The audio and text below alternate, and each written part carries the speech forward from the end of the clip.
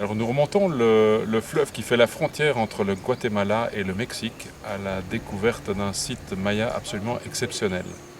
Dans cette immense forêt des Lacandons, où se situent également des sites archéologiques impressionnants mangés par la forêt, nous avons rencontré les descendants des Mayas qui vivent aujourd'hui de la forêt. Nous sommes partis vers l'est, vers la frontière du Guatemala, où nous avons emprunté une pirogue pour aller à la rencontre des Lacandons, une petite ethnie de 1200 personnes qui vit encore de la forêt et qui a développé une activité d'écotourisme ici au Mexique. En 1937, une Belge du nom de De Martin est venue faire des photographies des Lacandons qu'elle a côtoyés durant quelques mois ici dans la forêt, la Selva del Lacandon. La théorie des Lacandons sur leur origine concerne des Mayas qui auraient fui les guerres intestines entre les royaumes et seraient partis en forêt se protéger. Ayant perdu leur savoir évidemment de bâtisseurs et de cultivateurs, vivant à ce moment-là de la forêt et bénéficiant des richesses de la forêt. Dans les années 60, les Lacandons se sédentarisent suite à l'influence des missionnaires venus d'Angleterre.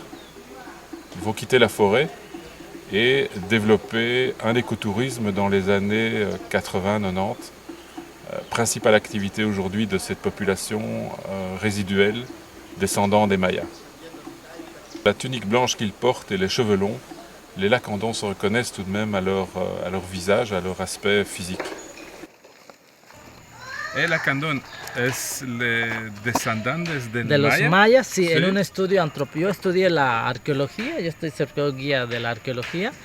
La cultura lacandona en un estudio antropológico arqueológico viene de los descendientes de los mayas hace 1000 años, pero no sabemos de cuántas generaciones haya pasado.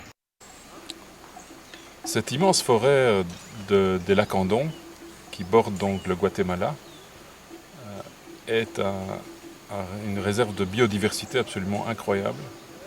Et les Lacandons actuellement vivent principalement du tourisme, mais de l'écotourisme, dans le sens où ils essayent d'impacter le moins possible sur leur milieu. Nous suivons Ophélia dans la forêt où elle va récolter des noyaux, des pépins qui vont lui permettre de faire des parures qu'elle va vendre aux touristes.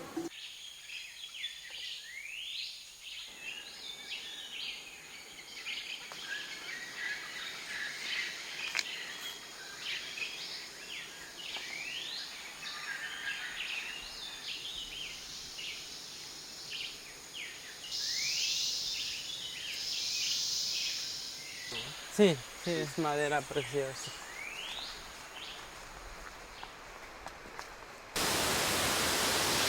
Este es el que le llaman el cenote.